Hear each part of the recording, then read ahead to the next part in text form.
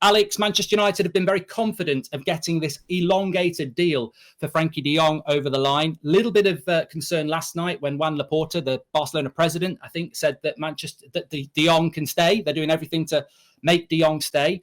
I believe that is Barcelona trying to sell de Jong by saying he doesn't want to take a wage cut. They did something similar with Messi last week. Do you think this deal is still on, or do you think there may be a jeopardy that Frenkie de Jong takes a pay cut and stays, which would be disastrous for Manchester United, having spent 2 months on de Jong, saying we're not going to do any other deal till we do that one? Yeah, this one started in the middle of May, and I think he's been mentioned on my transfer roundup with Jim White and Simon Jordan pretty much every day since. As far as I know, as far as I'm informed, the situation hasn't changed between Manchester United and Barcelona. They've agreed a £56 million upfront fee. I think that's to be paid in instalments.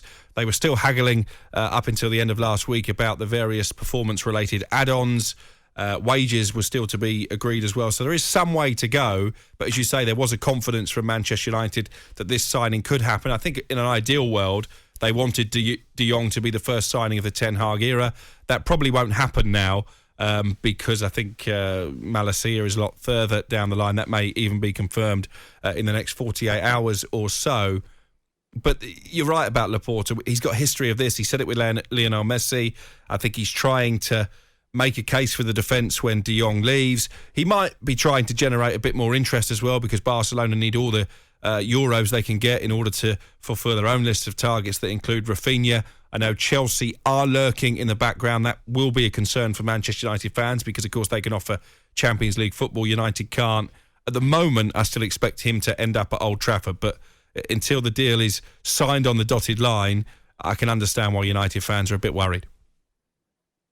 I think it will happen for whatever that means. But I do also think that in this new world where you've got Richard Arnold in a pub telling fans that the money's there, and you've got a new director of football, effectively, his first summer free from Ed Woodward, this is the deal that they've spent 2 months on, like Alex says.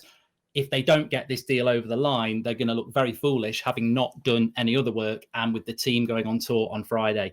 Alex, just very quickly, are we expecting any other transfers in the next 24 hours? I know Jesus has been announced at Arsenal, Rafinha, De Ligt.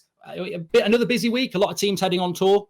Yeah, I think so. And lower down the Premier League food chain as well. I think Crystal Palace are going to sign Flynn Downs from Swansea for around about £8 to £10 million. They've announced Sam Johnston in the last 24 hours, so Crystal Palace are doing some business. I don't think the Gabriel Jesus transfer has been formally announced by Arsenal yet, but I'm told there's nothing to worry about there. He's been pictured in the shirt. It's just a case of how Arsenal want to announce that. Rafinha is an interesting one because I mentioned Barcelona.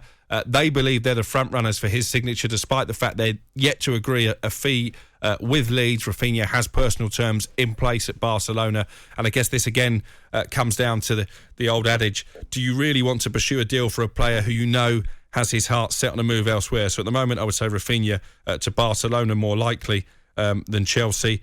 Tottenham still pushing for Jed Spence. Clement Longley, I think, will probably happen this week, coming in on loan from Barcelona.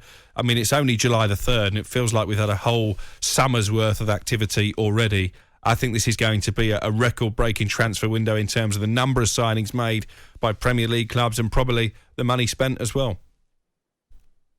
Alex, you're a legend for coming on. You're going to be a busy man, and it's going to be a busy time on the Transfer Hub. Thanks for being our first journalist guest, Alex. Cheers, Mark. Good luck.